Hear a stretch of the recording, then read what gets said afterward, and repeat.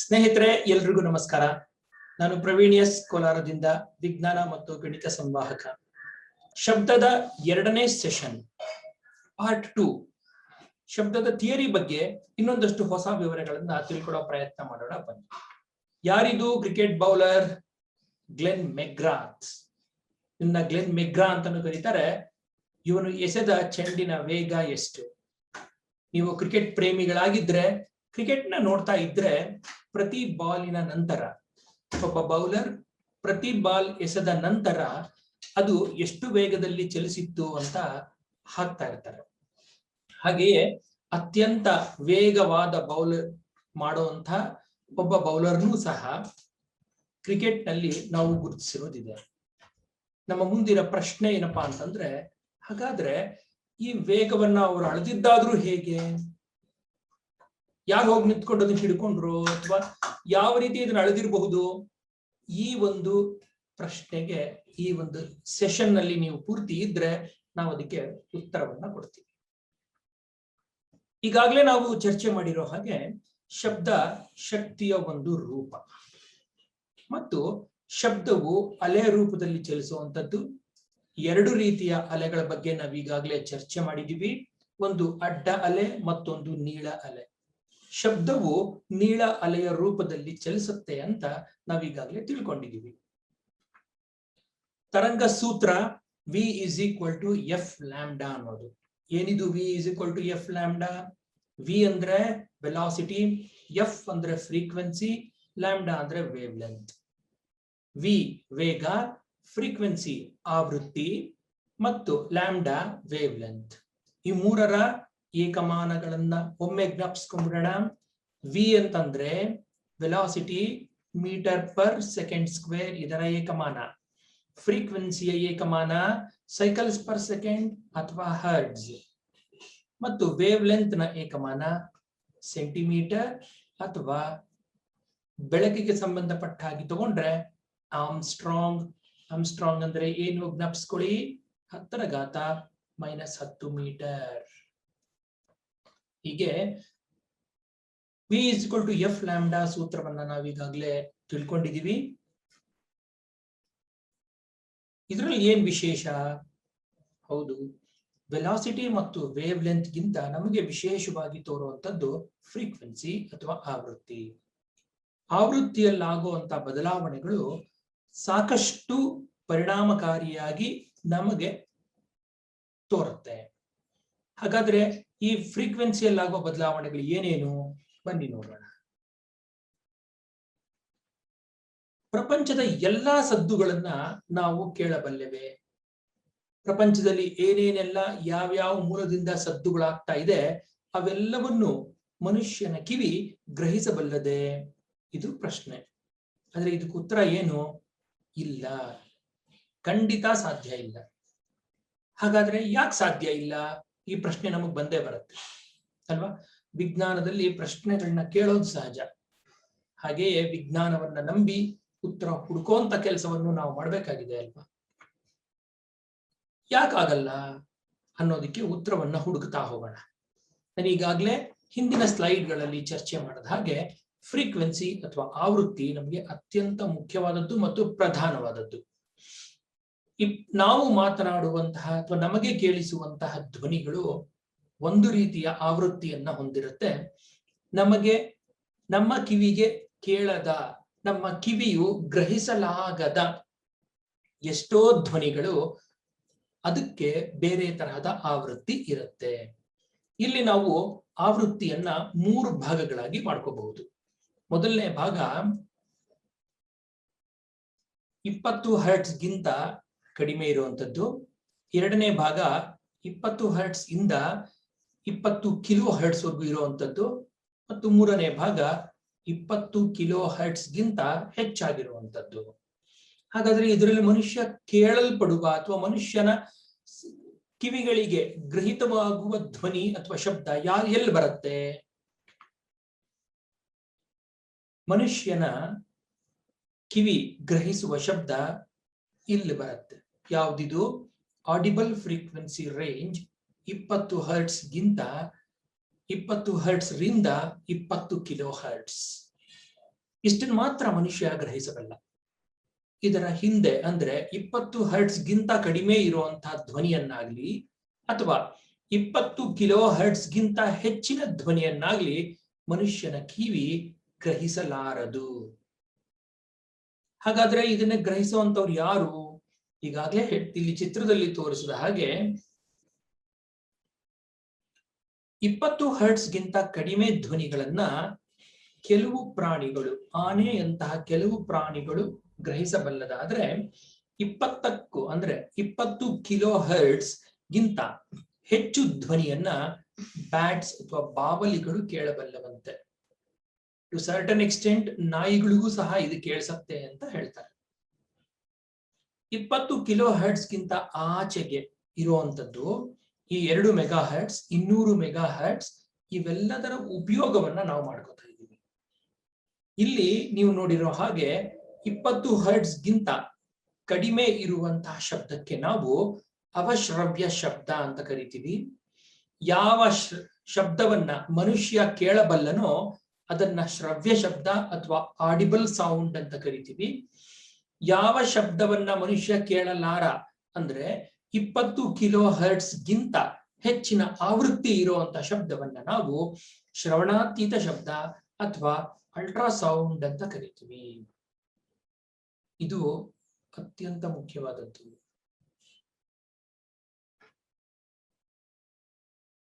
ಶ್ರವಣಾತೀತ ಅಥವಾ ಅಲ್ಟ್ರಾಸೌಂಡ್. ಹಾಗಾದ್ರೆ ಈ ಅಲ್ಟ್ರಾಸೌಂಡ್ ಅಂದ್ರೆ ಏನು? ಇದನ್ನ ತಯಾರಿ ಮಾಡೋದು ಹೇಗೆ ಮತ್ತು ಇದರ ಉಪಯುಕ್ತತೆಗಳು ಏನೇನು ಅಂತ ನಿಧಾನವಾಗಿ ತಿಳಿತಾ ಹೋಗೋಣ. ಶ್ರವಣಾತೀತ ಶಬ್ದಗಳನ್ನ ನಾವು ಸಾಮಾನ್ಯವಾಗಿ ಉತ್ಪಾದನೆ ಮಾಡೋದು ಕಷ್ಟ. ಹಾಗಾಗಿ ಅದನ್ನ ಲ್ಯಾಬೋರೇಟರಿನಲ್ಲೇ ಉತ್ಪಾದನೆ ಮಾಡಬೇಕು. ಈ ಉತ್ಪಾದನೆ ಮಾಡೋದಿಕ್ಕೆ ನಮ್ಮ ಹತ್ರ ಪೀಸೋ ಎಲೆಕ್ಟ್ರಿಕ್ ಎಫೆಕ್ಟ್ ಅಂತ ಒಂದು ತಂತ್ರಜ್ಞಾನ ಇದ್ರೆ, ಮ್ಯಾಗ್ನೆಟೋಸ್ಟ್ರಿಕ್ಷನ್ ಎಫೆಕ್ಟ್ ಅಂತ ಇನ್ನೊಂದು ತಂತ್ರಜ್ಞಾನ ಇದೆ. ಇವೆರಡೂ ತಂತ್ರಜ್ಞಾನದಿಂದ, ಇವೆರಡೂ ಸಾಧನಗಳಿಂದ ನಾವು ಶ್ರವಣಾತೀತ ಶಬ್ದಗಳನ್ನ ಉತ್ಪಾದನೆ ಮಾಡಬಹುದು. ಉತ್ಪಾದನೆ ಮಾಡೋದೇನೋ ಸರಿ, ಆದ್ರೆ ಉತ್ಪಾದನೆ ಯಾಕೆ ಮಾಡ್ಬೇಕು ಅನ್ನೋ ಪ್ರಶ್ನೆ ನಮಗ್ ಬರೋದು ಸಹಜ. ಇದನ್ನ ಯಾಕೆ ಉತ್ಪಾದನೆ ಮಾಡ್ಬೇಕು ಅಂತಂದ್ರೆ ಇದರ ಉಪಯುಕ್ತತೆಗೆ. ಮನುಷ್ಯ ಟೆಕ್ನಾಲಜಿಯನ್ನ ಸಾಕಷ್ಟು ತಿಳ್ಕೊಳ್ತಾ ಹೋಗ್ತಾ ಇದ್ದ ಹಾಗೆ ಅದರ ಉಪಯುಕ್ತತೆನೂ ಸಹ ಪಡ್ಕೋತಾ ಹೋಗ್ತಾ ಇದ್ದಾನೆ. ಅಥವಾ ಉಪಯುಕ್ತತೆ ಹೆಚ್ಚಾಗಿ ಬೇಕು ಅನ್ನೋ ಕಾರಣಕ್ಕೆ ಟೆಕ್ನಾಲಜಿ ಸಹ ಇಂಪ್ರೂವ್ ಆಗ್ತಾ ಇದೆ. One is supporting the other. ಹಾಗಾದ್ರೆ ಈ ಶ್ರವಣಾತೀತ ಶಬ್ದಗಳ ಉಪಯುಕ್ತತೆಯನ್ನ ನೋಡೋಣ ಬನ್ನಿ. ಸಾಮಾನ್ಯವಾಗಿ ಗರ್ಭಿಣಿಯರು ಸ್ಕ್ಯಾನಿಂಗ್ಗೆ ಅಂತ ಹೋದಾಗ ಅವರ ಹೊಟ್ಟೆ ಮೇಲೆ ಒಂದು ಕ್ಯಾಮರಾನ, ಒಂದು ಡಿವೈಸ್ ನ ಆಡಿಸಿ ಅಲ್ಲಿ ಒಂದು ಚಿತ್ರವನ್ನ ತೆಗಿತಾರೆ. ಇದನ್ನ ನಾವು ಶ್ರವಣಾತೀತ ಸ್ಕ್ಯಾನಿಂಗ್ ಅಂತ ಕರಿತೀವಿ. Ultrasound scan.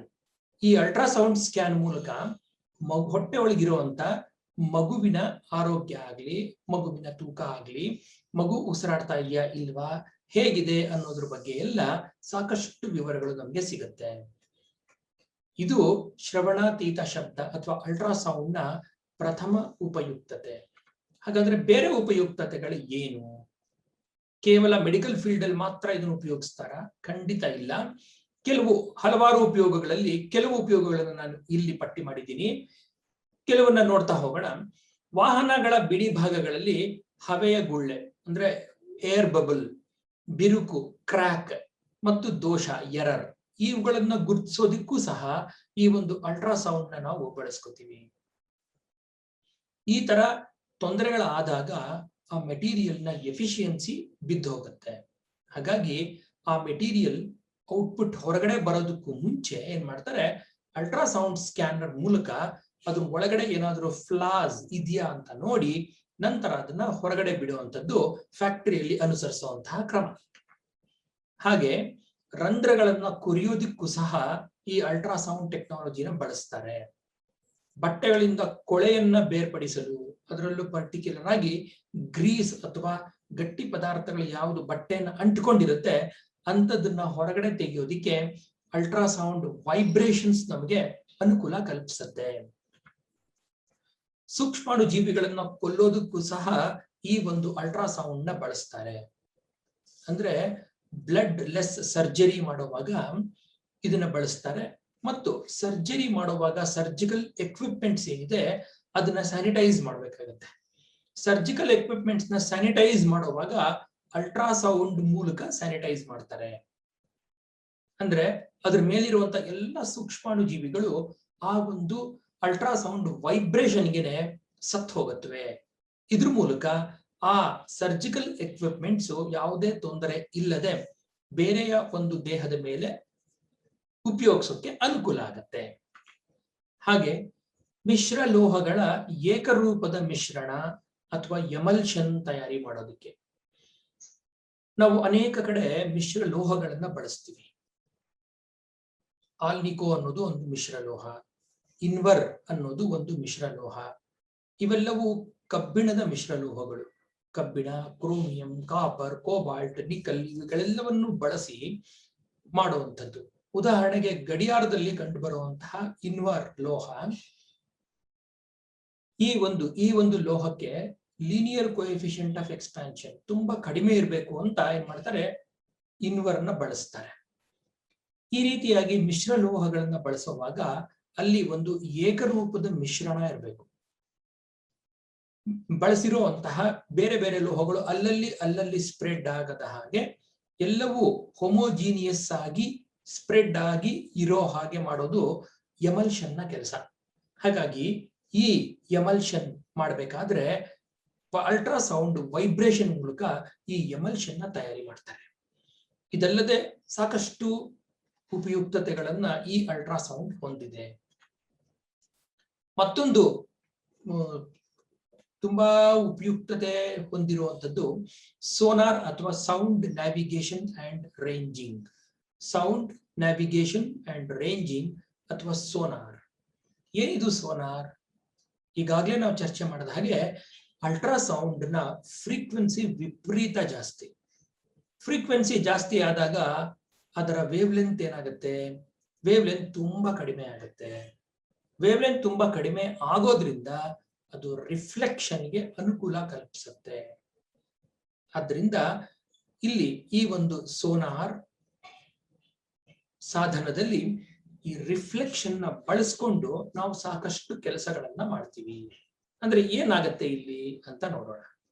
ಉದಾಹರಣೆಗೆ ಸಮುದ್ರದ ನೀರಿನ ಮೇಲೆ ಒಂದು ಹಡಗು ಹೋಗ್ತಾ ಇದೆ ಮತ್ತು ಸಮುದ್ರದ ನೀರಿನ ಕೆಳ ಭಾಗದಲ್ಲಿ ಒಂದು ಜಲಾಂತರ್ಗಾಮಿ ನೌಕೆ ಅಥವಾ ಸಬ್ಮರೈನ್. ಜಲಾಂತರ್ಗಾಮಿ ನೌಕೆ ಎಲ್ಲಿದೆ ಅಂತ ಹುಡುಕ್ಬೇಕು ಇವಾಗ. ಆದ್ರೆ ಎಷ್ಟು ಆಳದಲ್ಲಿದೆ ಅಂತ ಗೊತ್ತಾಗಲ್ಲ. ಹಾಗಾಗಿ ಇಲ್ಲಿ ಏನ್ ಕೆಲಸ ಮಾಡ್ತಾರೆ ಅಂತಂದ್ರೆ ಇಲ್ಲಿ ಸೋನಾರ್ನ ಬಳಸ್ಕೋತಾರೆ ಅವರು. ಸೋನಾರ್ನ ಬಳಸುವಾಗ ಆಗುವಂತ ಬದಲಾವಣೆಗಳು ಏನು ಅಂತ ನೋಡೋಣ. ಇಲ್ಲಿ ಎರಡು ಭಾಗಗಳಿವೆ, ಎ ಮತ್ತು ಬಿ ಅಂತ ಅನ್ಕೊಳ್ಳಿ. ಇದು ಟ್ರಾನ್ಸ್ಮಿಟಿಂಗ್ ಆಂಟೆನಾ ಮತ್ತು ಒಂದು ರಿಸೀವರ್. ಈ ಟ್ರಾನ್ಸ್ಮಿಟಿಂಗ್ ಆಂಟೆನಾದಿಂದ ಸೌಂಡ್ ನ ಕಳಿಸ್ತಾರೆ. ಈ ರೀತಿಯಾಗಿ ಕೆಂಪು ಅಲೆಗಳನ್ನ ಕಳಿಸ್ತಾ ಇರೋದು ನೀವು ಗಮನಿಸಬಹುದು. ಇದೇನ್ ಮಾಡುತ್ತೆ, ಇದರ ತರಂಗ ದೂರ ತುಂಬಾ ಕಡಿಮೆ ಇರೋದ್ರಿಂದ ಇದು ರಿಫ್ಲೆಕ್ಷನ್ಗೆ ಒಳಪಡುತ್ತೆ. ರಿಫ್ಲೆಕ್ಷನ್ ಆಗಿ ಏನ್ ಮಾಡುತ್ತೆ, ವಾಪಸ್ ಇಲ್ಲಿ ಗ್ರೀನ್ ಕಲರ್ ನ ನೀವು ಗಮನಿಸಬಹುದು. ಇದು ಗ್ರೀನ್ ಕಲರ್, ಇದು ಹೋಗಿ ಏನ್ ಮಾಡುತ್ತೆ, ರಿಸೀವರ್ ಹತ್ರ ಹೋಗಿ ಕುತ್ಕೊಳ್ಳುತ್ತೆ.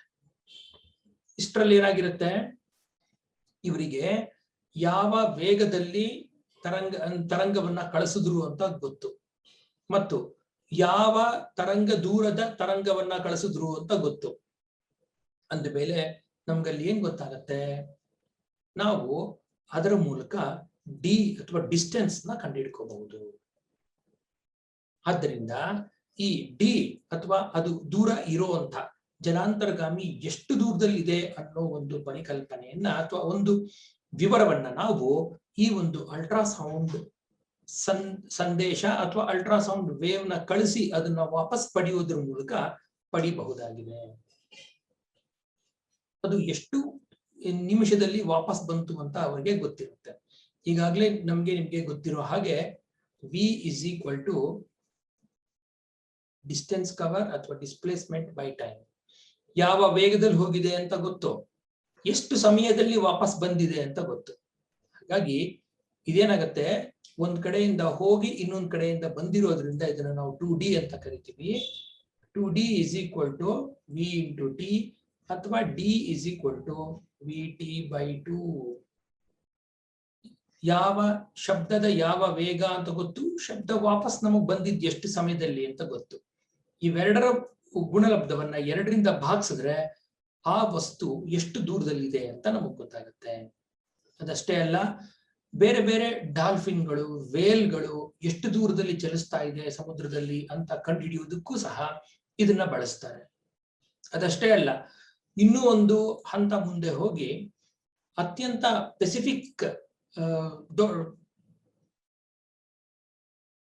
ಅತ್ಯಂತ ದೊಡ್ಡ ಸಮುದ್ರವಾದಂತಹ ಪೆಸಿಫಿಕ್ ಓಷನ್ ನಲ್ಲಿ ಅತ್ಯಂತ ಆಳವಾಗಿರುವಂತಹ ಒಂದು ಕೊರೆತ ಅಥವಾ ಒಂದು ಹಳ್ಳ ಯಾವುದು, ಮಾರಿಯಾನಾ ಟ್ರೆಂಚ್. ಈ ಮಾರಿಯಾನಾ ಟ್ರೆಂಚ್ ಇಷ್ಟು ಆಳದಲ್ಲಿದೆ ಅಂತ ಅವ್ರಿಗೆ ಹೆಂಗ್ ಗೊತ್ತಾಯ್ತು? ಯಾರಾದ್ರೂ ಟೇಪ್ ನ ತಗೊಂಡು ಹೋಗಿ ಅಳೆದಿದ್ರ? ಖಂಡಿತ ಇಲ್ಲ. ಈ ಆಳವನ್ನ, ಸಮುದ್ರದ ತಳವನ್ನ ಅದು ಎಷ್ಟು ದೂರದಲ್ಲಿ ಇದೆ ಅಂತ ಅಳೆಯೋದಕ್ಕೂ ಸಹ ಈ ಒಂದು ಸೋನಾರ್ ಅತ್ಯಂತ ಉಪಯುಕ್ತ ಒಂದು ಸಾಧನವಾಗಿದೆ.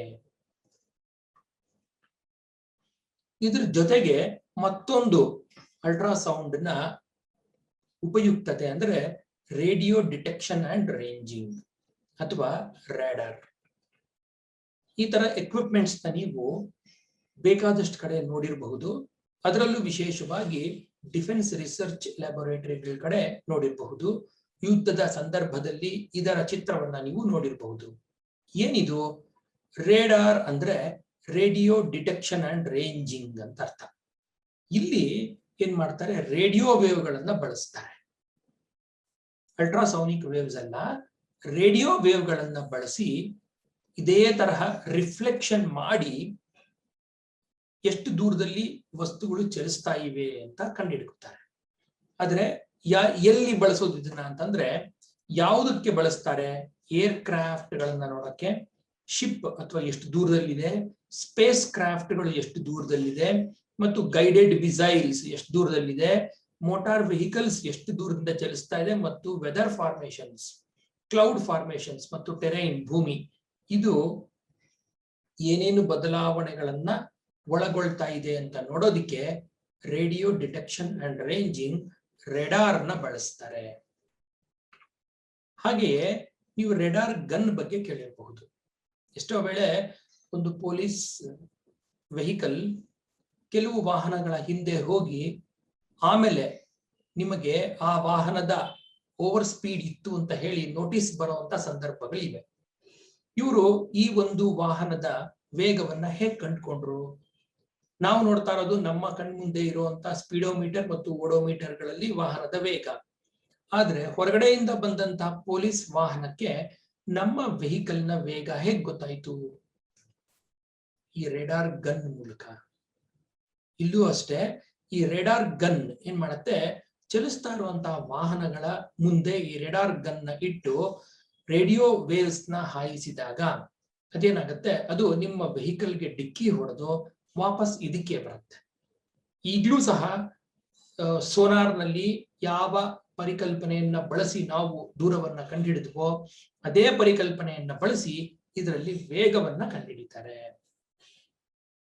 ಹಾಗೆಯೇ ನಾವು ಈ ಒಂದು ಸೆಷನ್ ನ ಪ್ರಾರಂಭದಲ್ಲಿ ನೋಡಿದ ಹಾಗೆ ಯಾವುದೇ ಒಂದು ಚೆಂಡಿನ ವೇಗವನ್ನ ಹೇಗೆ ಕಂಡುಹಿಡಿತಾರೆ? ಚಲಿಸುತ್ತಿರುವ ವಾಹನ ಆಗ್ಲಿ, ಇಲ್ಲಿ ಕ್ರಿಕೆಟ್ ಬಾಲ್ ನಿಮಗೆ ಕಾಣಿಸ್ತಾ ಇದೆ,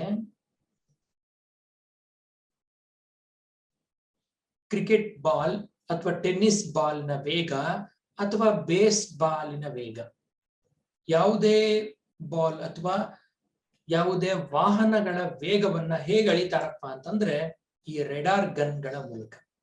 ರೆಡಾರ್ ಗನ್ ಅನ್ನ ಆ ವಸ್ತುವಿಗೆ ಟಾರ್ಗೆಟ್ ಮಾಡಿ ಆ ವಸ್ತುವಿಗೆ ಮೊದಲು ರೇಡಿಯೋ ಅಲೆಗಳನ್ನ ತಲುಪಿಸಿ ಆ ವಸ್ತುವಿನಿಂದ ರಿಫ್ಲೆಕ್ಟ್ ಆದಂತಹ ರೇಡಿಯೋ ಅಲೆಗಳನ್ನ ಹಿಡಿದು ಅದ್ರ ಮೂಲಕ ಆ ವಸ್ತು ಎಷ್ಟು ವೇಗದಲ್ಲಿ ಚಲಿಸ್ತಾ ಇದೆ ಅಂತ ಕಂಡುಕೋತಾರೆ. ನೋಡಿ ಎಷ್ಟು ಚೆನ್ನಾಗಿರೋ ಟೆಕ್ನಾಲಜಿ ಇದು. ಬಾಲ್, ಕ್ರಿಕೆಟ್ ನಲ್ಲಿ ಬಾಲ್ ಎಸೆದ ತತ್ಕ್ಷಣವೇ ಅದು ಎಷ್ಟು ವೇಗದಲ್ಲಿ ಚಲಿಸಿತ್ತು ಅಂತ ಎಷ್ಟೋ ವೇಳೆ ನೀವು ಕಾಮೆಂಟೇಟರ್ ಹೇಳುವಂತದ್ದು ಅಥವಾ ಡಿಸ್ಪ್ಲೇ ನಲ್ಲಿ ನೋಡಿರುವಂತ ಸಂದರ್ಭಗಳಿವೆ. ಹಾಗಾಗಿ ಇದು ರೇಡಾರ್ ಗನ್. ರೇಡಾರ್ ಗನ್ ಮೂಲಕ ಯಾವುದೇ ಚಲಿಸುತ್ತಿರುವ ವಾಹನದ ಕ್ರಿಕೆಟ್ ಬಾಲ್, ಟೆನ್ನಿಸ್ ಬಾಲ್ ಅಥವಾ ಬೇಸ್ ಬಾಲ್ನ ವೇಗವನ್ನ ಕಂಡುಕೊಳ್ಳಬಹುದಾಗಿದೆ. ಸ್ನೇಹಿತರೆ, ಈಗ ನಾವು ಈ ಒಂದು ವಿಜ್ಞಾನ, ಶಬ್ದ ವಿಜ್ಞಾನದ ಅತ್ಯಂತ ಮುಖ್ಯವಾದ ಘಟ್ಟಕ್ಕೆ ಬಂದಿದ್ದೀವಿ. ಇಲ್ಲಿ ನೀವು ನೋಡಬಹುದು, ಒಂದು ವಾಹನ ಸದ್ದು ಮಾಡ್ತಾ ಬಂತು. ಅದು ಸದ್ದು ಮಾಡ್ತಾ ಮಾಡ್ತಾ ಮಾಡ್ತಾ ಮುಂದೆ ಹೋಗ್ತಾ ಇದ್ದ ಹಾಗೇನೆ ಅದರ ಸದ್ದು ಏನಾಗ್ತಾ ಇದೆ, ಅಲ್ಲಿ ಬರ್ತಾ ಇರುವಂತಹ ಅಲೆಗಳ ಮೂಲಕ ಆ ಸದ್ದು ತುಂಬಾ ಕಡಿಮೆ ಆಗ್ತಾ ಇದೆ. ನೀವು ಸಹ ಈ ಒಂದು ಪರಿಮಾಣವನ್ನ ಗಮನಿಸಿರಬಹುದು. ಎಲ್ಲಿ ಗಮನಿಸಿರ್ತೀರಿ? ರೈಲ್ವೆ ಸ್ಟೇಷನ್ ಅಲ್ಲಿ ನಿಂತಿದ್ದೀರಾ, ನಿಮ್ಮನ್ನ ರೈಲು ಅಪ್ರೋಚ್ ಮಾಡ್ತಾ ಇದೆ. ಅದು ನಿಮಗೆ ಹತ್ರ ಬರ್ತಾ ಬರ್ತಾ ಬರ್ತಾ ಇದ್ದ ಹಾಗೆ ರೈಲಿನ ಹಾರ್ನ್ ಆಗ್ಲಿ ಅಥವಾ ರೈಲಿನ ಧ್ವನಿ ಆಗ್ಲಿ ತುಂಬಾ ಜಾಸ್ತಿ ಕೇಳಿಸುತ್ತೆ. ರೈಲು ನಿಮ್ಮಿಂದ ದೂರ ಸರಿತಾ ಸರಿತಾ ಸರಿತಾ ಇದ್ದ ಹಾಗೆ ಆ ಧ್ವನಿ ಕ್ಷೀಣಿಸ್ತಾ ಹೋಗ್ತಾ ಇರೋದು ನಿಮ್ಮ ಅನುಭವಕ್ಕೆ ಬಂದಿರಬಹುದು. ಇದನ್ನ ಮೊದಲನೇ ಸಾರಿ ಗಮನಿಸಿದಂಥವ್ರು ಸ್ವಿಟ್ಜರ್ಲ್ಯಾಂಡ್ ನ ಒಬ್ಬ ವಿಜ್ಞಾನಿ 1842ರಲ್ಲಿ ಗಮನಿಸಿ ಅದಕ್ಕೊಂದು ರೂಪರೇಷೆ ಕೊಟ್ಟರು. ಇವತ್ತು ನಾವು ಈ ಪರಿಣಾಮವನ್ನ ಅವರ ಹೆಸರಿನಲ್ಲೇ ಕರಿತೀವಿ. ಯಾವುದು ಇದು? ಯಾರು ಈ ವಿಜ್ಞಾನಿ? ಈ ವಿಜ್ಞಾನಿ ಕ್ರಿಶ್ಚಿಯನ್ ಡಾಪ್ಲರ್. ಮತ್ತು ಈ ಪರಿಣಾಮ ಡಾಪ್ಲರ್ ಪರಿಣಾಮ, ಡಾಪ್ಲರ್ ಎಫೆಕ್ಟ್ ಅಥವಾ ಡಾಪ್ಲರ್ ಪರಿಣಾಮ ಅಂತ ಇದಕ್ಕೆ ಹೆಸರು. ಇಲ್ಲಿ ಏನ್ ಬದಲಾವಣೆ ಆಗ್ತಾ ಇದೆ? ನಮ್ಗೆ ಶಬ್ದದ ಆವೃತ್ತಿ, ಶಬ್ದದ ತೀವ್ರತೆ ಕಡಿಮೆ ಆಗ್ತಾ ಇರೋ ಹಾಗೆ ಕಾಣಿಸುತ್ತೆ. ಅಥವಾ ನಮ್ಮ ಬಳಿಗೆ ಬರೋವಾಗ ಶಬ್ದದ ತೀವ್ರತೆ ಹೆಚ್ಚಾಗ್ತಿರೋ ಹಾಗೆ ತೋರ್ತಾ ಇದೆ. ಯಾಕೆ ಹೀಗಾಗತ್ತೆ? ಬನ್ನಿ ನೋಡೋಣ. ಇಲ್ಲಿ ಕಪ್ಪು ರಂಧ್ರದ ಮೂಲಕ ಕಾಣಿಸ್ತಾ ಇರುವಂತದ್ದು ಒಂದು ಶಬ್ದದ ಆಕಾರ. ಒಂದು ಮೂಲೆಯಲ್ಲಿ ನಾವಿದ್ದೀವಿ ಅಂತ ಅನ್ಕೊಂಡ್ರೆ, ಈ ಭಾಗದಲ್ಲಿ ಎಲ್ಲೋ ನಾವಿದ್ದೀವಿ ಅಂತ ಅನ್ಕೊಂಡ್ರೆ,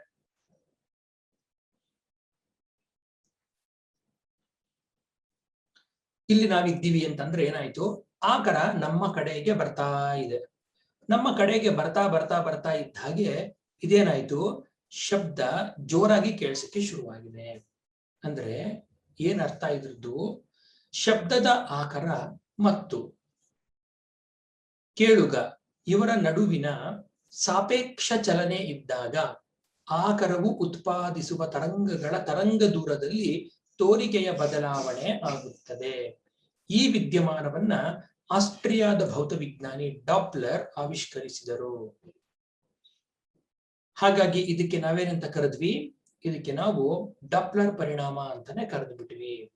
ಇಲ್ಲಿ ನಾವು ಗಮನಿಸಬೇಕಾಗಿರುವಂತದ್ದು ಸಾಪೇಕ್ಷ ಅನ್ನೋ ಪದ. ಏನಿದು ಸಾಪೇಕ್ಷ ಅಂದ್ರೆ? ರಿಲೇಟಿವ್ ಅಂತ ಇದನ್ನ ಇಂಗ್ಲಿಷ್ ನಲ್ಲಿ ಕರಿತೀವಿ.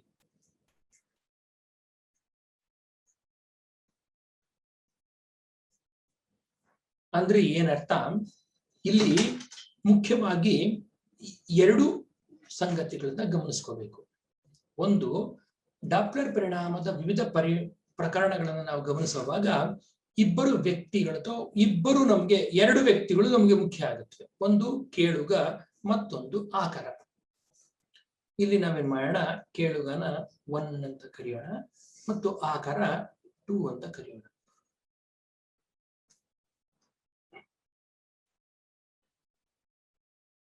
ಇಲ್ಲಿ ಸಾಪೇಕ್ಷ ಅಂದ್ರೆ ಏನರ್ಥ? ಸಾಪೇಕ್ಷ ಅಂತಂದ್ರೆ ಯಾರಾದ್ರೂ ಒಬ್ರು ಮೂವ್ ಆಗ್ಬೇಕು ಅಂತ ಅರ್ಥ. ರಿಲೇಟಿವ್ ಮೋಷನ್ ಅಂತಂದ್ರೆ ಕೇಳುಗ ಆಗ್ಲಿ ಅಥವಾ ಆಕಾರ ಆಗ್ಲಿ ಯಾರಾದ್ರೂ ಒಬ್ರು ಚಲಿಸ್ತಾ ಇರ್ಬೇಕು ಅಂತ ಅರ್ಥ. ಏನ್ ಹಂಗಂದ್ರೆ ಅರ್ಥ? ಹಾಗಿದ್ರೆ ಮಾತ್ರ ಅಲ್ಲಿ ಉಂಟಾಗುವಂತಹ ಶಬ್ದದ ತರಂಗ ದೂರದಲ್ಲಿನ ತೋರಿಕೆಯ ಬದಲಾವಣೆ, ಅಪ್ಯಾರೆಂಟ್ ಚೇಂಜ್ ಅಂತ ಕರಿತೀವಿ. Not exactly real change. ಅದು ಅಪ್ಯಾರೆಂಟ್ ಚೇಂಜ್ ಅಂದ್ರೆ ತೋರಿಕೆಯ ಬದಲಾವಣೆ ಮಾತ್ರ ಅಲ್ಲಿ ಆಗುವಂಥದ್ದು. ಹಾಗಾದ್ರೆ ಇದನ್ನ ಹೇಗೆ ಅರ್ಥ ಮಾಡ್ಕೊಳ್ಳೋದು ನೋಡೋಣ.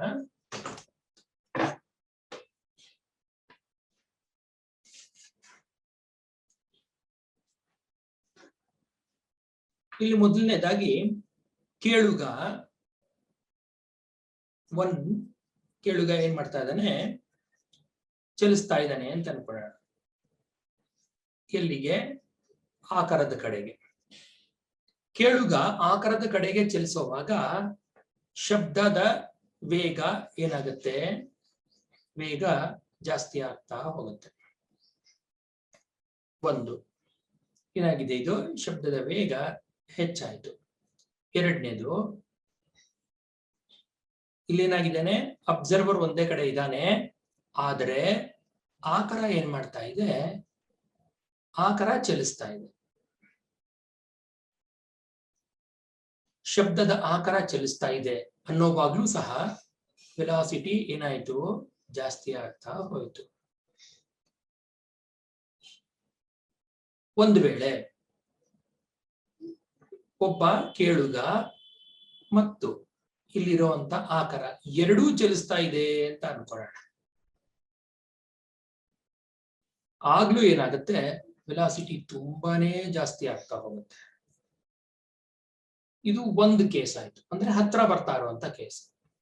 ಒಂದು ವೇಳೆ ಇಲ್ಲಿರುವಂತಹ ಒಬ್ಬ ಕೇಳುಗ ಏನ್ ಮಾಡ್ತಾ ಇದ್ದಾನೆ? ಆಕಾರದಿಂದ ದೂರ ಚಲಿಸ್ತಾ ಇದ್ದಾನೆ ಅಂತ ಅನ್ಕೊಳ್ಳಿ.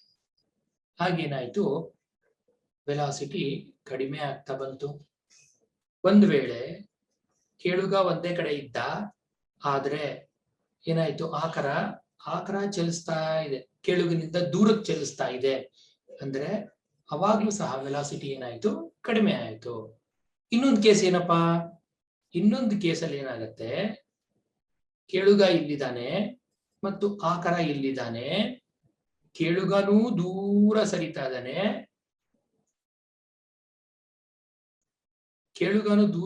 ಇದ್ದಾನೆ, ಮತ್ತು ಆಕಾರವೂ ದೂರ ಸರಿತಾ ಇದೆ. ಹಾಗೇನಾಯ್ತು? ವೆಲಾಸಿಟಿ ಅತ್ಯಂತ ಕಡಿಮೆ ಆಗೋಯ್ತು. ಈ ರೀತಿಯ ಚಲನೆಗೆ ನಾವು ಸಾಪೇಕ್ಷ ಚಲನೆ ಅಂತ ಕರೆಯುವಂಥದ್ದು. ಇಲ್ಲಿ ಕೇಳುಗ ಮತ್ತು ಆಕಾರ ಇವೆರಡು ತುಂಬಾ ಇಂಪಾರ್ಟೆಂಟ್ ಆಗಿರುವಂತ ಪದಗಳು. ಇವುಗಳ ಸಾಪೇಕ್ಷ ಚಲನೆಯಿಂದ ಅಲ್ಲಿ ಉಂಟಾದಂತಹ ತರಂಗದ ತರಂಗ ದೂರದಲ್ಲಿ ತೋರಿಕೆಯ ಬದಲಾವಣೆ, ಅಪ್ಯಾರೆಂಟ್ ಚೇಂಜ್ ಮಾತ್ರ ಆಗುತ್ತೆ. ಇದನ್ನ ಡಾಪ್ಲರ್ ಪರಿಣಾಮ ಅಥವಾ ಡಾಪ್ಲರ್ ಎಫೆಕ್ಟ್ ಅಂತ ಕರೆದ್ರು. ಹಾಗಾದ್ರೆ ಈ ಡಾಪ್ಲರ್ ಎಫೆಕ್ಟ್ ಎಲ್ಲೆಲ್ಲಿ ಕಂಡು ಬರುತ್ತೆ ಮತ್ತು ಇದರ ಉಪಯೋಗಗಳು ಏನು ನೋಡೋಣ. ಡಾಪ್ಲರ್ ಪರಿಣಾಮದಿಂದ ಬ್ಲಡ್ ವೆಸಲ್ಸ್ ಮತ್ತು ವೇನ್ಸ್ ಅಲ್ಲಿ ರಕ್ತದ ಪರಿಚಲನೆಯನ್ನ ನೋಡೋದಿಕ್ಕೆ ನಾವು ಬಳಸ್ತೀವಿ. ಯಾವ ಮಟ್ಟಕ್ಕೆ ರಕ್ತದ ಪರಿಚಲನೆ ಆಗ್ತಾ ಇದೆ, ಸರಿಯಾಗಿ ಆಗ್ತಾ ಇದೆಯಾ ಇಲ್ವಾ ಅಂತ ಗಮನಿಸೋದಿಕ್ಕೆ ಡಾಪ್ಲರ್ ಎಫೆಕ್ಟ್ ನ ಬಳಸ್ತಾರೆ. ವಾಹನಗಳ ವೇಗವನ್ನ ಕಂಡುಹಿಡಿಯೋದಕ್ಕೂ ಸಹ ಈ ಡಾಪ್ಲರ್ ಎಫೆಕ್ಟ್ ನ ಬಳಸ್ತಾರೆ. ಮತ್ತು ಅತ್ಯಂತ ಮುಖ್ಯವಾದದ್ದು ಮತ್ತು ಅತ್ಯಂತ ಪ್ರಶ್ನಾರ್ಹವಾಗಿರುವಂತಹ ನಮ್ಮ ಮುಂದಿನ ಪ್ರಪಂಚ, ನಮ್ಮ ಮುಂದಿನ ವಿಶ್ವ, ಈ ವಿಶ್ವದ ಅನೇಕ ವಿವರಗಳನ್ನ ತಿಳಿಯೋದಿಕ್ಕೆ ನಾವು ಈ ಡಾಪ್ಲರ್ ಪರಿಣಾಮವನ್ನ ಬಳಸ್ತೀವಿ. ಯಾವುದ್ರ ಮೂಲಕ? ಕೆಂಪು ಪಲ್ಲಟದ ಮೂಲಕ. ಏನಿದು ಕೆಂಪು ಪಲ್ಲಟ? ನಕ್ಷತ್ರಗಳು ಮತ್ತು ನೀಹಾರಿಕೆಗಳು, ಗ್ಯಾಲಾಕ್ಸಿಗಳು ನಮ್ಮಿಂದ ದೂರ ಹೋಗುತ್ತಿರುವುದು ನಮಗ್ ಗೊತ್ತಾಗಿದೆ. ಹೆಂಗ್ ಗೊತ್ತಾಯ್ತು?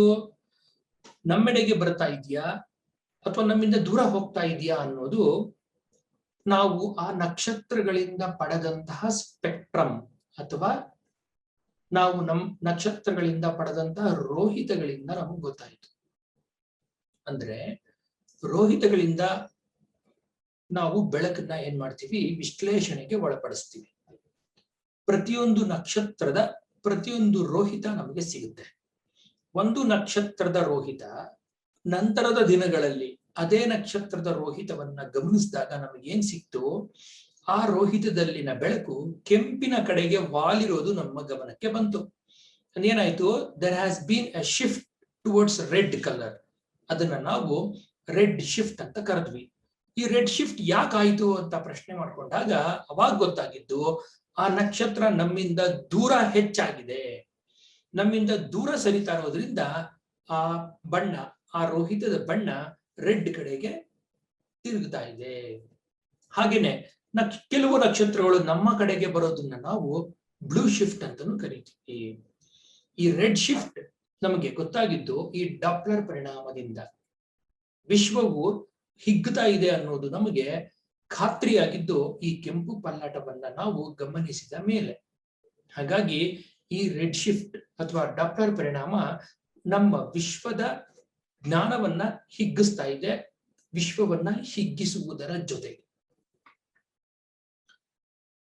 ಇನ್ನು ಶಬ್ದಕ್ಕೆ ಸಂಬಂಧಪಟ್ಟ ಹಾಗೆ 3 ವಿವರಗಳನ್ನ ನಾವು ತಿಳ್ಕೊಳ್ಳೋದಿದೆ. ಶಬ್ದದ ತೀವ್ರತೆ ಮೊದಲನೇದು, ಇಂಟೆನ್ಸಿಟಿ ಆಫ್ ಸೌಂಡ್.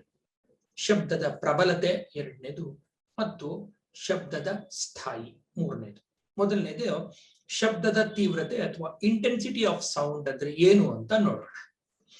ಶಬ್ದವು ಪ್ರಸಾರವಾಗುವ ದಿಕ್ಕಿನಲ್ಲಿರುವ 1 ಚದರ ಸೆಂಟಿಮೀಟರ್ನಲ್ಲಿ ಅಥವಾ 1 ಚದರ ಸೆಂಟಿಮೀಟರ್ ವಿಸ್ತೀರ್ಣದಲ್ಲಿ ಪ್ರತಿ ಸೆಕೆಂಡಿಗೆ ಹಾಯ್ದು ಹೋಗುವ ಶಕ್ತಿಯ ಪರಿಮಾಣ. ಅಂದ್ರೆ ಈ ಚಿತ್ರವನ್ನ ನೀವು ಗಮನಿಸಿದ್ದಾದ್ರೆ ಇಲ್ಲಿ ಶಬ್ದದ ಆಕಾರ ಇಲ್ಲಿ ಕಾಣಿಸ್ತಾ ಇದೆ ನಿಮ್ಗೆ. ಇದು ಶಬ್ದದ ಆಕಾರ.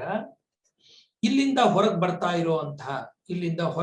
ಇರುವಂತಹ ಶಬ್ದ ಅಲ್ಲಿ ಎಲ್ಲಾದ್ರೂ ಒಂದ್ ಕಡೆ ನೀವು 1 ಸೆಂಟಿಮೀಟರ್ ಬೈ 1 ಸೆಂಟಿಮೀಟರ್ ಅಂದ್ರೆ ಈ ರೀತಿಯಾಗಿ 1 ಸೆಂಟಿಮೀಟರ್ ಬೈ 1 ಸೆಂಟಿಮೀಟರ್ ವಿಸ್ತೀರ್ಣವನ್ನ ನೀವು ಪ್ರಾಯೋಗಿಕವಾಗಿ ಪರಿಗಣಿಸಿದ್ರೆ ಅದ್ರ ಮೇಲೆ ಬೀಳ್ತಾ ಇರುವಂತಹ ಶಕ್ತಿಯ ಅಥವಾ ಅದ್ರ ಮೇಲೆ ಬೀಳ್ತಾ ಇರುವಂತಹ ಸಾಮರ್ಥ್ಯ ಎಷ್ಟಕ್ಕೆ? ಶಕ್ತಿ 1 ಸೆಕೆಂಡ್ಗೆ ನಾವು ತಗೊಳ್ಳುವಂತ ಶಕ್ತಿಯನ್ನ ನಾವು ಸಾಮರ್ಥ್ಯ ಅಂತ ಕರಿತೀವಿ. ಈ ಸಾಮರ್ಥ್ಯವನ್ನ ನಾವು ಏನ್ ಮಾಡ್ಬೇಕು? 1 ಸೆಂಟಿಮೀಟರ್ ಮತ್ತು 1 ಸೆಂಟಿಮೀಟರ್ ವಿಸ್ತೀರ್ಣವನ್ನ ಪರಿಗಣಿಸಿ ತಗೋಬೇಕು. ಇಲ್ಲಿ ಗಮನಿಸ್ತಾ ಇರೋ ಹಾಗೆ ಇದು ಇಂಟೆನ್ಸಿಟಿ ಆಫ್ ಸೌಂಡ್. ಇದು ಮುಂದುವರೆದ್ರೆ ಇನ್ ಸ್ವಲ್ಪ ದೊಡ್ಡದನ್ನ ನೀವು ಪರಿಗಣಿಸಿದ್ರೆ, ಇನ್ನು ಮುಂದುವರೆದ್ರೆ ಆ ಇಂಟೆನ್ಸಿಟಿ ಕಡಿಮೆ ಆಗ್ತಾ ಇರೋದು ನಿಮ್ಮ ಗಮನಕ್ಕೆ ಬರುತ್ತೆ. ಇದನ್ನ ನಾವು ಶಬ್ದದ ತೀವ್ರತೆ ಅಂತ ಕರಿತೀವಿ. ಇದರ ಏಕಮಾನ watts per metre square. Watt ಅನ್ನೋದು ಸಾಮರ್ಥ್ಯದ ಏಕಮಾನ ಅನ್ನೋದು ನಿಮಗ್ ಗೊತ್ತೇ ಇದೆ. ಎರಡನೇದು ಶಬ್ದದ ಪ್ರಬಲತೆ ಅಥವಾ intensity of sound, loudness of sound. ಇದು ಇಂಟೆನ್ಸಿಟಿ ಅಲ್ಲ, ಇದನ್ನ ಲೌಡ್ನೆಸ್ ಅಂತ ಮಾಡೋಣ.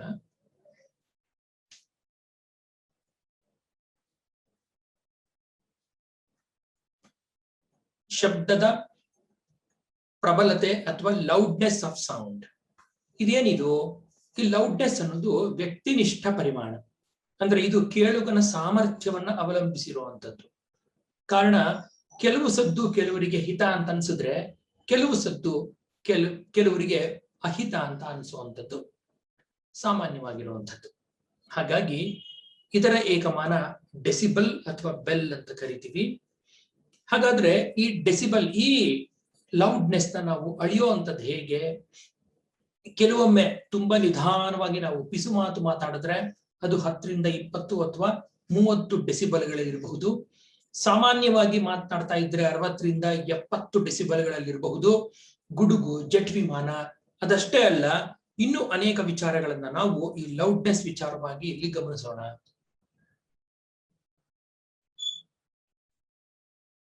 ಈ ಒಂದು ಚಾರ್ಟ್ ಅನ್ನ ನೀವು ಗಮನಿಸಿದ್ದಾದ್ರೆ ನಿಮಗೆ ಶಬ್ದದ ಒಂದು ತೀವ್ರತೆ ಎಷ್ಟು ಅಂತ ಗೊತ್ತಾಗತ್ತೆ. ಹಾರ್ಟ್ ಬೀಟ್ ಅಥವಾ ಬ್ರೀತಿಂಗ್ 10 ಡೆಸಿಬಲ್ಸ್, ರಸ್ಟ್ಲಿಂಗ್ ಆಫ್ ಲೀವ್ಸ್ ಅಂದ್ರೆ ಎಲೆಗಳು ಬೀಳುವಂಥದ್ದು, ಎಲೆಗಳು ಸದ್ದು ಮಾಡುವಂಥದ್ದು, ಅದು 20 ಡೆಸಿಬಲ್ಸ್ ಇಂದ ಹಿಡಿದು ಪಟಾಕಿಗಳು ಕೊಡುವಂತ 140 ಡೆಸಿಬಲ್ ಸೌಂಡ್ ವರೆಗೂ ಸಾಕಷ್ಟು ಬೇರೆ ಬೇರೆ ರೀತಿಯ ಲೌಡ್ನೆಸ್ ನ ಪ್ರಮಾಣ ಈಗ ನಿಮ್ಮ ಕಣ್ಣ ಮುಂದಿದೆ. ಒಮ್ಮೆ ಗಮನಿಸಿ ನೋಡಿ, ನಿಧಾನವಾಗಿ ಇದನ್ನ ಒಂದೊಂದಾಗಿ ಗಮನಿಸಿ ನೋಡಿ, ಆಗ ನಿಮಗೆ ಗೊತ್ತಾಗತ್ತೆ ನಾವು ಎಷ್ಟು ಶಬ್ದ ಮಾಲಿನ್ಯವನ್ನ ಉಂಟು ಮಾಡ್ತಾ ಇದ್ದೀವಿ ಅಂತ. ಜೆಟ್ ಇಂಜಿನ್ 130 ಡೆಸಿಬಲ್ಸ್ ಲೌಡ್ನೆಸ್ ನ ಹೊಂದಿದೆ. ಬನ್ನಿ ಮೂರನೆಯ ಪ್ರಮಾಣಕ್ಕೆ ಹೋಗೋಣ. ಶಬ್ದದ ಶ್ರುತಿ ಅಥವಾ ಸ್ಥಾಯಿ, ಪಿಚ್ ಆಫ್ ದಿ ಸೌಂಡ್ ಅಂತ ಇದನ್ನ ಕರಿತೀವಿ ನಾವು. ಹೈ ಫ್ರೀಕ್ವೆನ್ಸಿ ಅಂದ್ರೆ ಫ್ರೀಕ್ವೆನ್ಸಿ ಜಾಸ್ತಿ ಇದ್ದಷ್ಟು ಪಿಚ್ ಜಾಸ್ತಿ ಇರುತ್ತೆ, ಫ್ರೀಕ್ವೆನ್ಸಿ ಕಡಿಮೆ ಇದ್ದಷ್ಟು ಪಿಚ್ ಕಡಿಮೆ ಇರುತ್ತೆ. ಇಲ್ಲಿ ನೋಡ್ಬೋದು ನೀವು, ಫ್ರೀಕ್ವೆನ್ಸಿ ಕಡಿಮೆ ಇರುವಂತದ್ದು ಅಂದ್ರೆ ಅದರ ವೇವ್ ಲೆಂತ್ ಅಥವಾ ತರಂಗ ದೂರ ತುಂಬಾ ಜಾಸ್ತಿ ಇರುವಂತದ್ದು. ತರಂಗ ದೂರ ತುಂಬಾ ಕಡಿಮೆ ಆದ್ರೆ ಹೆಚ್ಚು ತರಂಗಗಳು 1 ಸೆಕೆಂಡಿಗೆ ಹಾಯಬಲ್ಲವು, ಹಾಗಾಗಿ ಅದರ ಫ್ರೀಕ್ವೆನ್ಸಿ ಜಾಸ್ತಿ ಇರುತ್ತೆ. ಲೋ ಪಿಚ್ ಅಂದ್ರೆ ಲೋ ಫ್ರೀಕ್ವೆನ್ಸಿ, ಲೋ ಪಿಚ್ ಅಂದ್ರೆ ಲೋ ಫ್ರೀಕ್ವೆನ್ಸಿ, ಹೈ ಪಿಚ್ ಅಂದ್ರೆ ಹೈ ಫ್ರೀಕ್ವೆನ್ಸಿ. ಲೋ ಪಿಚ್ ಅಂದ್ರೆ bigger wave length, high pitch ಅಂದ್ರೆ ಶಾರ್ಟರ್ ವೇವ್ ಲೆಂತ್ ಅಂತ ನಾವು ಗಮನಿಸ್ಕೋಬಹುದು. ಹೈ ಫ್ರೀಕ್ವೆನ್ಸಿ ಅಂದ್ರೆ ಸುಮಾರು 880 ಹರ್ಟ್ಸ್ ವರೆಗೂ ಇರುವಂತದ್ದು, ಮತ್ತು ಲೋ ಫ್ರೀಕ್ವೆನ್ಸಿ ಅಂತಂದ್ರೆ 55 ಹರ್ಟ್ಸ್ ಇರುವಂತದ್ದು. ಹಾಗಾಗಿ ಇಲ್ಲಿ ನಿಮಗೆ ಇನ್ನೂ ಒಂದು ಕನ್ಫ್ಯೂಷನ್ ಶುರು ಆಗ್ಬೋದು. ಯಾರ್ಯಾರು ಹೈ ಫ್ರೀಕ್ವೆನ್ಸಿ ಯಾರ್ಯಾರು ಲೋ ಫ್ರೀಕ್ವೆನ್ಸಿ ಸ್ವರಗಳನ್ನ ಹೊರಡಿಸ್ತಾರೆ ಅಂತಂದ್ರೆ, ಮನುಷ್ಯ, ಅದರಲ್ಲೂ ಮೇಲ್ ಅಥವಾ ಜೆಂಟಲ್ಮೆನ್, ಗಂಡಸರು ಕಡಿಮೆ ಆವೃತ್ತಿಯ ಮಂದ್ರ ಸ್ವರವನ್ನ ಹೊರಡಿಸ್ತಾರೆ. ಅವರ ಫ್ರೀಕ್ವೆನ್ಸಿ ಕಡಿಮೆ ಇರುತ್ತೆ. ಹಾಗೆ ಹೆಚ್ಚು ಆವೃತ್ತಿಯ ತಾರಸ್ವರ, ಅದನ್ನು ತಾರಸ್ವರ ಅಂತ ಕರೀತಾರೆ, ಅದು ಶ್ರಿಲ್ ಆಗಿರುತ್ತೆ. ಹೆಚ್ಚು ಆವೃತ್ತಿ ಅಂತಂದ್ರೆ ಅದನ್ನ ನಾವು ತಾರಸ್ವರ ಅಂತ ಕರೆಯೋದು. ಹಾಗಾದ್ರೆ ಸಂಗೀತದ ಸಪ್ತಸ್ವರಗಳು ಸ ರಿ ಗ ಮ ಪ ದ ನಿ ಇವೆಲ್ಲವೂ ಹೇಗೆ ಭಿನ್ನ? ಇವುಗಳ ವೇಗ ಬೇರೆ ಬೇರೆನಾ? ತರಂಗ ದೂರಗಳು ಬೇರೆ ಬೇರೆನಾ? ಇವುಗಳ ತರಂಗ ದೂರ ಬೇರೆ ಏನೋ ಸರಿ, ಆದ್ರೆ ಇವುಗಳ ಆವೃತ್ತಿ ಬೇರೆ ಆಗಿರೋದ್ರಿಂದ ನಮಗೆ ಇದರ ಕೇಳುವ ಅನುಭವ ಬೇರೆ ಬೇರೆ. ನೀವಿಲ್ಲಿ ಗಮನಿಸೋ ಹಾಗೆ ಸರೆ ಗ ಮ ಪ ದ ನಿ ಇದರ ಆವೃತ್ತಿಗಳನ್ನ ನಾವು ಇಲ್ಲಿ ಗಮನಿಸಬಹುದು. ಫ್ರೀಕ್ವೆನ್ಸಿ ಇನ್ ಹರ್ಟ್ಸ್ ಕೊಟ್ಟಿದ್ದೀನಿ. ಸಾ ಅಂದ್ರೆ 240 ಹರ್ಟ್ಸ್, ರೇ ಅಂತಂದ್ರೆ 270 ಹರ್ಟ್ಸ್. ಹಾಗೆ ನೀವು ನೋಡ್ತಾ ಹೋದ್ರೆ ಕಡೆಯ ಸಪ್ತಸ್ವರ ಆದ ನಿಷಾದ ಅಥವಾ ನೀ 450 ಹರ್ಟ್ಸ್ ನ ಒಂದು ಧ್ವನಿಯಾಗಿದೆ. ಈ ಬದಲಾವಣೆಗಳಿಂದಲೇ ನಾವು ಇವತ್ತು ಸಂಗೀತವನ್ನ ಆಸ್ವಾದಿಸೋದಕ್ಕೆ ಸಾಧ್ಯ ಆಗಿರೋದು. ಅದ್ರ ಜೊತೆಗೆ ಸಂಗೀತ ಸಾಧನಗಳು ಸಹ ಸಂಗೀತ ಅಲೆಗಳನ್ನ ಹೊರಗೆಡುತ್ತೆ. ಹಾಗಾದ್ರೆ ಈ ಅಲೆಗಳು ಯಾವ ರೂಪದಲ್ಲಿರುತ್ತೆ ಅಂತ ಒಂದು ಸಣ್ಣ ಉದಾಹರಣೆಗಳ ಮೂಲಕ ನಿಮ್ಗೆ ಹೇಳೋದಾದ್ರೆ, ಶ್ರುತಿ ಕವೆ ಅಥವಾ ಒಂದು ಟ್ಯೂನಿಂಗ್ ಫೋರ್ಕ್ ಇದು ಯಾವ ರೀತಿಯ ಅಲೆಗಳನ್ನ ಕೊಡುತ್ತೆ ಅನ್ನೋದನ್ನ ಈ ಚಿತ್ರದಲ್ಲಿ ತೋರಿಸಲಾಗಿದೆ. ಶ್ರುತಿ ಕವೆ ಅಂತ ಕರಿತೀವಿ, ಇದು ಟ್ಯೂನಿಂಗ್ ಫೋರ್ಕ್.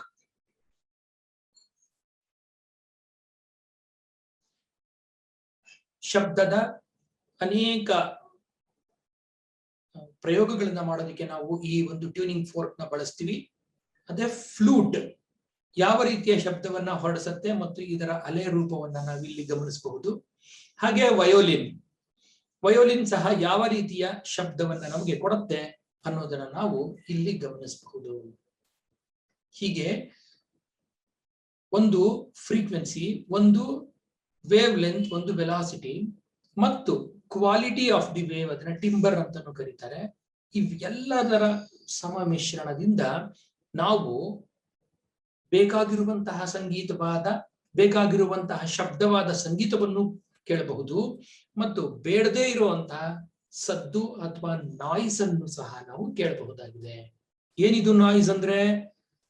ಬೇಡದೇ ಇರುವಂತಹ ಶಬ್ದ, ಎಲ್ಲೋ ಬಾಂಬ್ ಸ್ಫೋಟ ಆಗೋದು, ಪಟಾಕಿಗಳ ಸಿಡಿತ, ಅಥವಾ ಯಾವುದೋ ಫ್ಯಾಕ್ಟರಿಯಲ್ಲಿ ಯಾವುದೋ ತರಹದ ಉಜ್ತಾ ಇರುವಂತಹ ಶಬ್ದ, ಇನ್ನೇನೋ ಶಬ್ದಗಳು ನಮಗೆ ಬೂಮ್ ಅಂತ ಜೋರಾಗಿ ಕೇಳಿಸುತ್ತೆ. ಈ ಯಾವುದೇ ಶಬ್ದಗಳು ನಮಗೆ ಬೇಕಾಗಿಲ್ಲ. ಅಂದ್ರೆ ಬೇಡದ ಶಬ್ದಕ್ಕೆ ನಾವು ಸದ್ದು ಅಥವಾ ನಾಯ್ಸ್ ಅಂತ ಕರಿತೀವಿ.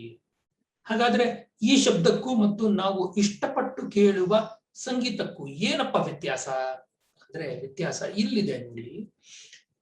ಒಂದು ಟ್ಯೂನ್ ಅಥವಾ ಒಂದು ಟೋನ್ ಆದ್ರೆ ಅದಕ್ಕೆ ನಿಶ್ಚಿತವಾದ ಒಂದು ವೇಗ, ಒಂದು ತರಂಗ ದೂರ, ಒಂದು ಆವೃತ್ತಿ ಇರುತ್ತೆ. ಆದ್ರೆ ನಮಗೆ ಬೇಡದೇ ಇರುವಂತಹ ಒಂದು ನಾಯ್ಸ್, ಅದಕ್ಕೆ ಯಾವ ರೀತಿಯ ಒಂದು ಟೋನ್ ಸಹ ಇರಲ್ಲ.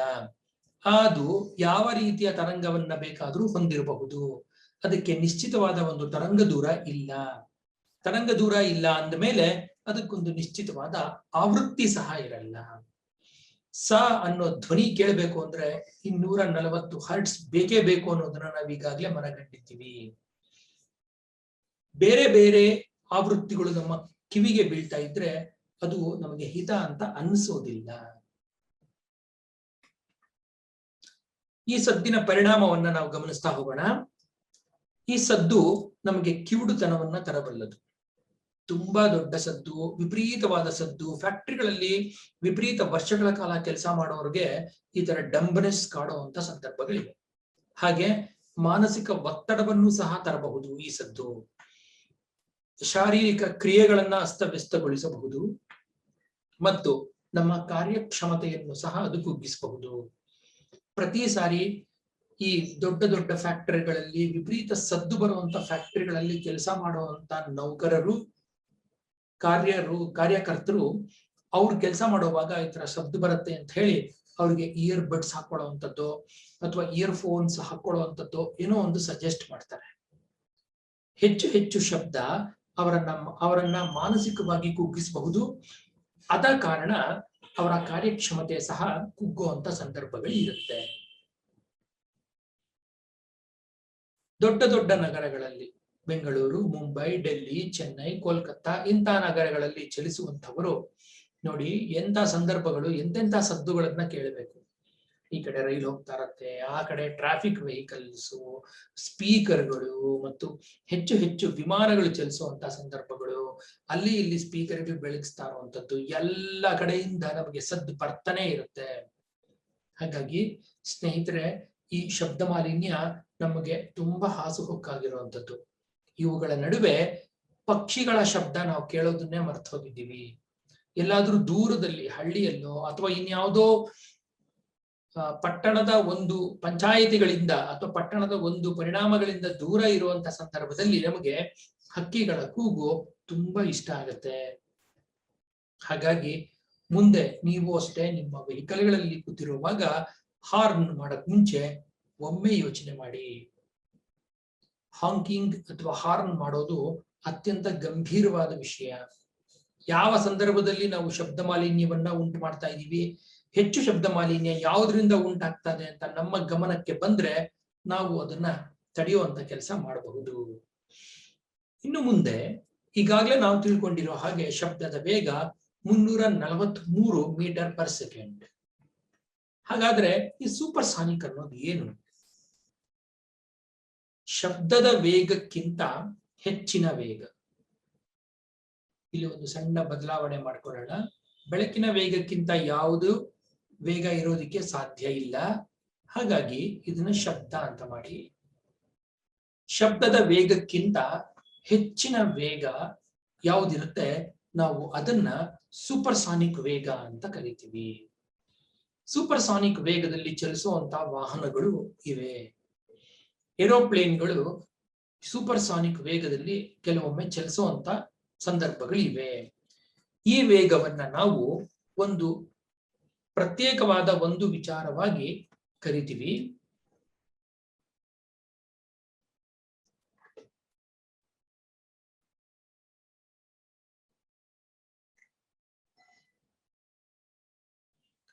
ಅದಕ್ಕೆ ನಾವು ಮ್ಯಾಕ್ ನಂಬರ್ ಅಂತ ಕರಿತೀವಿ. ಏನಿದು ಮ್ಯಾಕ್ ನಂಬರ್ ಅಂದ್ರೆ? ಮ್ಯಾಕ್ ನಂಬರ್ ಅನ್ನೋದು ಶಬ್ದದ ಹೆಚ್ಚಿನ ವೇಗ ಅಂದ್ರೆ ಶಬ್ದದ ವೇಗಕ್ಕೆ ಕೊಡುವಂತಹ ಒಂದು ನಂಬರ್. ಇಲ್ಲಿ ಗಮನಿಸುವ ಹಾಗೆ ಸ್ಪೀಡ್ ಆಫ್ ದಿ ಸೌಂಡ್ ಇದ್ರೆ ಅದರ ಮ್ಯಾಕ್ ನಂಬರ್ 1 ಅಂತ ಅರ್ಥ. ಮ್ಯಾಕ್ ನಂಬರ್ 0.8 ಅಂದ್ರೆ ಶಬ್ದದ ವೇಗಕ್ಕಿಂತ ಸ್ವಲ್ಪ ಕಡಿಮೆ ಅಂತ. ಅಂದ್ರೆ ಸೂಪರ್ ಸಾನಿಕ್ ಅನ್ನೋದು 1.2 ಮ್ಯಾಕ್ ನಿಂದ 5 ಮ್ಯಾಕ್ ವರೆಗೂ ಇರುವಂತದ್ದು. ಹಾಗಾಗಿ ಶಬ್ದದ ವೇಗಕ್ಕಿಂತ ಹೆಚ್ಚಿನ ವೇಗವನ್ನ ನಾವು ಸೂಪರ್ ಸಾನಿಕ್ ವೇಗ ಅಂತ ಕರಿತೀವಿ. 5 ಮ್ಯಾಕ್ ನಂಬರ್ 5ರಿಂದ 10 ಇದ್ರೆ ಅದಕ್ಕೆ ಹೈಪರ್ ಸಾನಿಕ್ ವೇಗ, ಮತ್ತು ಹೆಚ್ಚು ಯಾವುದು 8.8ಕ್ಕಿಂತ ಹೆಚ್ಚಾಗಿದ್ರೆ ಅದು ಹೈಪರ್ ವೆಲಾಸಿಟಿ ಅಂತಾನು ಕರಿತೀವಿ. ಇದಕ್ಕೆ ಸಂಬಂಧಿಸಿದ್ದು ಮ್ಯಾಕ್ ನಂಬರ್. ಬನ್ನಿ ಸ್ನೇಹಿತರೆ, ಈಗ ಕೆಲವು ಪ್ರಶ್ನೋತ್ತರಗಳನ್ನ ಈ ಒಂದು ಸೆಷನ್ ಅಲ್ಲಿ ತಗೊಳ್ಳೋಣ. ಶಬ್ದದ ಪ್ರಬಲತೆಯನ್ನು ಅಳೆಯುವ ಏಕಮಾನ ಯಾವುದು? ಈಗಾಗಲೇ ನಾವು ಚರ್ಚೆ ಮಾಡಿದ್ವಿ. ಶಬ್ದದ ಪ್ರಬಲತೆ ಅಥವಾ ಲೌಡ್ನೆಸ್ ಇದನ್ನ ಅಳೆಯುವಂತ ಏಕಮಾನ ಬೆಲ್ ಅಥವಾ ಡೆಸಿಬಲ್. ಶಬ್ದದ ಏಕಮಾನ, ಶಬ್ದವೂ ಸಹ ಒಂದು ಶಕ್ತಿ ಆಗಿರೋದ್ರಿಂದ ಇದರ ಏಕಮಾನ ಜೌಲ್ ಆಗಿರೋದಕ್ಕೆ ಸಾಧ್ಯತೆ ಇದೆಯಾ ಅಂತ ಪ್ರಶ್ನೆ ಬಂದ್ರೆ ಇದನ್ನ ನಾವು ಜೌಲಲ್ಲಿ ವ್ಯಕ್ತಪಡಿಸೋದಿಲ್ಲ. ಆದ್ರೆ ಜೌಲ್ ಅನ್ನೋದು ಶಕ್ತಿಯ ಏಕಮಾನ, ವ್ಯಾಟ್ ಅನ್ನೋದು ಸಾಮರ್ಥ್ಯದ ಏಕಮಾನ ಅಲ್ವಾ, ಮತ್ತು ನ್ಯೂಟನ್ ಅನ್ನೋದು ಬಲದ ಏಕಮಾನ. ಹಾಗಾಗಿ ಬೆಲ್ ಅಥವಾ ಡೆಸಿಬಲ್ ಅನ್ನೋದು ಶಬ್ದದ ಪ್ರಬಲತೆಯ ಏಕಮಾನವಾಗಿದೆ. ಎರಡನೇ ಪ್ರಶ್ನೆ, ಬಾವಲಿಗಳು ತಮ್ಮ ಪಥದಲ್ಲಿರುವ ಅಡೆತಡೆಗಳನ್ನು ಹೀಗೆ ಗುರುತಿಸುತ್ತವೆ. ಈಗಾಗಲೇ ನಾವು ಚರ್ಚೆ ಮಾಡಿದ ಹಾಗೆ ಬಾವಲಿಗಳು ಶ್ರವಣಾತೀತ ತರಂಗಗಳನ್ನ ಕೇಳಿಸಿಕೊಳ್ಳಬಲ್ಲವು ಅನ್ನೋದು ಗೊತ್ತಾಗಿದೆ. ಇದಕ್ಕೆ ರೇಡಿಯೋ ಅಲೆಗಳಿಂದ ಯಾವುದೇ ರೀತಿಯ ಪ್ರಯೋಜನ ಇಲ್ಲ, ಧ್ವನ್ಯಾತೀತ ತರಂಗಗಳಿಂದ ಇದಕ್ಕೆ ಪ್ರಯೋಜನ ಇಲ್ಲ, ಮತ್ತು ವಿದ್ಯುತ್ ಕಾಂತೀಯ ತರಂಗಗಳ ಪ್ರತಿಫಲನವೂ ಇಲ್ಲಿ ಕೆಲಸಕ್ಕೆ ಬರಲ್ಲ. ಅದರ ಸರಿಯಾದ ಉತ್ತರ ಏನಪ್ಪಾ ಅಂದ್ರೆ ಶ್ರವಣಾತೀತ ತರಂಗಗಳ ಪ್ರತಿಫಲನದಿಂದ. ಅಂದ್ರೆ ಬ್ಯಾಟ್ಗಳೇನ್ ಮಾಡುತ್ತೆ, ಅಲ್ಟ್ರಾಸೌಂಡ್ ನ ಉತ್ಪತ್ತಿ ಮಾಡಿ ಅದನ್ನ ರಿಫ್ಲೆಕ್ಟ್ ಮಾಡಿಕೊಂಡು ತಮ್ಮ ಪಥದಲ್ಲಿರುವ ಅಡೆತಡೆಗಳು ಎಷ್ಟು ದೂರದಲ್ಲಿವೆ ಅಂತ ಅದು ಗುರುತಿಸತ್ತಂತೆ. ಇದೇ ರೀತಿಯಾಗಿ ಇದೇ ಪ್ರಿನ್ಸಿಪಲ್ ನ ಏನ್ ಮಾಡ್ತಾರೆ, ಕುರುಡರಿಗೂ ಸಹ ಅನುಕೂಲ ಮಾಡೋ ಹಾಗೆ ಮಾಡ್ಕೊಟ್ಟಿದ್ದಾರೆ. ಹೇಗೆ ಅಂದ್ರೆ, ಕುರುಡರು ನಡ್ಕೊಂಡು ಹೋಗುವಾಗ ಒಂದು ಕೋಲನ್ನ ಇಟ್ಕೋತಾರೆ, ಸುತ್ತಮುತ್ತ ಏನಿದೆ ಅಂತ ನೋಡೋದಕ್ಕೆ ಒಂದಾದ್ರೆ ಅದರಲ್ಲಿ ಈ ರೀತಿಯ ಅಲ್ಟ್ರಾಸೌಂಡ್ ಡಿವೈಸ್ ನ ಅವ್ರು ಹಾಕಿದ್ರೆ ಈ ಅಲ್ಟ್ರಾಸೌಂಡ್ ಡಿವೈಸ್ ಮೂಲಕ ಯಾವುದೇ ವಸ್ತುವಿನ ಮೇಲೆ ಈ ಅಲ್ಟ್ರಾಸೌಂಡ್ ನ ಬಿಟ್ಟು ಪ್ರತಿಫಲನ ಮಾಡಿ ಅದು ಎಷ್ಟು ದೂರದಲ್ಲಿದೆ ಅಂತ ಕಂಡುಕೊಂಡು ಅದನ್ನ ಧ್ವನಿ ಮೂಲಕ ಹೇಳೋ ಅಂತ ಒಂದು ಸಾಧನವೂ ಸಹ ನಮ್ಮಲ್ಲಿ ಬಳಕೆಯಲ್ಲಿದೆ. ಮುಂದಿನ ಪ್ರಶ್ನೆ ನೋಡೋಣ. ಶ್ರವ್ಯ ಕಂಪನಾಂಕದ ಕನಿಷ್ಠ ಮಿತಿ ಎಷ್ಟಾಗಿರುತ್ತದೆ? ಶ್ರವ್ಯ ಅಂದ್ರೆ ಆಡಿಬಲ್ ಸೌಂಡ್, ಶ್ರವಣಾತೀತ ಅಂದ್ರೆ ಅಲ್ಟ್ರಾಸಾನಿಕ್ ಸೌಂಡ್. ಶ್ರವ್ಯ ಕಂಪನಾಂಕ ನೆನಪಿಸ್ಕೊಳ್ಳಿ, ಶ್ರವ್ಯ ಕಂಪನಾಂಕ ಎಲ್ಲಿಂದ ಎಲ್ಲಿವರೆಗೂ ಇರುವಂತದ್ದು? 20 ಹರ್ಟ್ಸ್ ಇಂದ 20,000 ಹರ್ಟ್ಸ್ ಇರುವಂತದ್ದು. ಹಾಗಾಗಿ ಇದಕ್ಕೆ ಸರಿಯಾದ ಉತ್ತರ 20 ಹರ್ಟ್ಸ್ ಆಗಿದೆ. 300 ಹರ್ಟ್ಸ್ ಅಂತಂದ್ರೆ 20ಕ್ಕಿಂತ ಹೆಚ್ಚು ಹರ್ಟ್ಸ್ ಇರುವಂತದ್ದು. 20,000 ಹರ್ಟ್ಸ್ ಅಂತಂದ್ರೆ ಅದು ಶ್ರವಣಾತೀತಕ್ಕೆ ಸೇರುವಂತದ್ದು. ಮತ್ತು 2 × 10⁸ ಹರ್ಟ್ಸ್ ಅಂದ್ರೆ ಅದಿನ್ನೂ ಹೆಚ್ಚಿಗೆ ಸೇರುವಂತದ್ದು. ಹಾಗಾಗಿ ಶ್ರವ್ಯ ಕಂಪನಾಂಕದ ಕನಿಷ್ಠ ಮಿತಿ 20 ಹರ್ಟ್ಸ್. 20ಕ್ಕಿಂತ ಕಡಿಮೆ ಇರುವಂತದ್ದು ಇನ್ಫ್ರಾಸಾನಿಕ್ ಆಗತ್ತೆ, ಅದು ನಮಗೆ ಕೇಳಿಸೋದಿಲ್ಲ. ಇನ್ನೊಂದು ಪ್ರಶ್ನೆಯನ್ನ ತಗೊಳ್ಳೋಣ. ಬೆಳಕಿನಲ್ಲಿ ಕಂಡುಬರುವ ಡಾಪ್ಲರ್ ಪರಿಣಾಮಕ್ಕೆ ಏನೆಂದು ಹೆಸರು? ಸ್ನೇಹಿತರೆ, ಬೆಳಕಿನಲ್ಲಿ ಕಂಡುಬರುವ ಡಾಪ್ಲರ್ ಪರಿಣಾಮಕ್ಕೆ ನಾವು ಕೊಟ್ಟಿರುವಂತಹ ಹೆಸರು ಯಾವುದು? ಹೈಗನ್ ಪರಿಣಾಮನ, ಕೆಂಪು ಪಲ್ಲಟವ, ಬೆಲ್ ಪರಿಣಾಮವ ಅಥವಾ ನ್ಯೂಟನ್ ಪರಿಣಾಮವ? ಹೈಗನ್ ಪರಿಣಾಮ ಅಲ್ಲ, ಬೆಲ್ ಸಹ ಅಲ್ಲ, ಆದ್ರೆ ಕೆಂಪು ಪಲ್ಲಟ ಅಥವಾ ರೆಡ್ ಶಿಫ್ಟ್ ಅನ್ನೋದ್ರ ಬಗ್ಗೆ ನಾನು ಈಗಾಗಲೇ ಚರ್ಚೆ ಮಾಡಿದ್ದೀನಿ.